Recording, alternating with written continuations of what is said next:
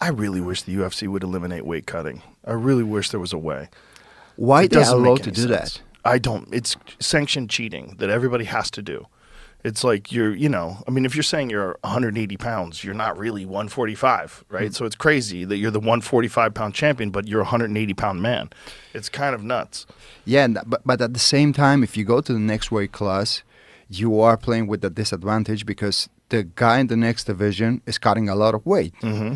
So if you don't do that, at the end of the day, you walk inside the octagon and you are the smaller guy. Yeah, like Islam. Islam Makhachev is huge. I mean, that guy, how he makes 155 is, I don't understand it. Every time I stand next to him, like, how are you 155? How much do you think he walks around? He's got to be 190-ish, in the 190 range. He's Yeah. got to be. That's what he looks like to me. I never saw him in a person. Yeah, he's thick. He's thick and big. I mean, he's not a small. He's not a 155-pound man. It's just so silly. The whole thing is just it's an old thing that we kept for no reason. And I feel like they should blow all the weight classes. I've talked to Dana about this. I actually talked to Ari Emanuel about this when they first bought the UFC. I said, the first thing you should do is get rid of this. Get rid of the weight cutting and just add a bunch of weight classes. Because some of the weight class gaps, like the gap between 70 and 85 and then 85 and 205, they're too big. The gaps are too big. 20 pounds is nuts. I would do something with the drug test. Like if I go to your home to make the drug test, I put you in the scale. If you walk around like 8% or 10% over your weight, I would obligate you to go in the next weight class. Just to give you an example, for example, if you're fighting 100 kilograms, I'm gonna say in kilograms, and I go to your house, I do the drug test, I put you in the scale, and your weight is 110 kilograms. I will force you to go to the next weight class. Yeah, I think that's realistic. That makes sense. And I think that they should have more weight classes because the weight class gaps are just too large. Or maybe that's an option also. Yeah, I mean, at the lower weight classes, it's 10 pounds, which seems reasonable. But really, at the lower weight classes, when you look like 125 and 135, it could easily be 5 pounds. 5 pounds is reasonable. But the Dana doesn't want like 12 weight classes or 12, 15, 20 weight classes like boxing has. He wants it to be like the UFC has now, but it's not enough. I don't really know the real reason behind that, but I would love to talk to Dana and ask him this questions also because it's kind of dangerous also for the guys. And many times you put on a show for the people and you don't really know if they're going to make the weight. Right. Exactly. And they're going to be compromised. I mean, there's a lot of guys who fight just deeply dehydrated from the day before. And even though they've rehydrated themselves, their brain's not rehydrated yet. Exactly. It's not smart. And it's also not necessary. Like, why would it would make for better fights? Why would you want someone to be physically compromised 24 hours before they're fighting? It doesn't make any sense at all. But at the same time, the weight cut takes something out from you.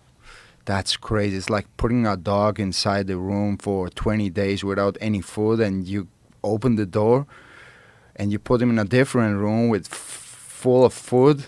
It's like the same thing. When I'm cutting the weight, I'm a different person. I feel that I'm like, my mind goes different. My thought process is different. Everything is so different at that moment. I'm not so kind when I'm cutting weight. Yeah, more focused, dialed in. Exactly. Dominic Cruz says it's a good thing. He says he likes weight cutting because it gets you dialed in. He says it gets you completely dialed in for a fight. How much he cuts? I don't think he cuts that much. That's for why. 35. That's why he likes it.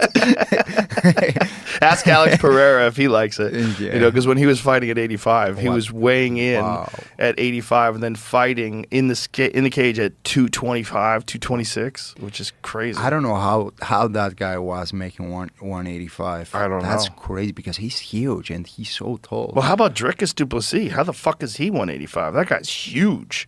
Yeah, he's that a guy tank. is huge also. There's a lot of these guys but it's very deceptive because the general public thinks that's a 185-pound man, but he's not. Dricus is probably, when he gets into the cage, he's well into the 220s. He's a big guy.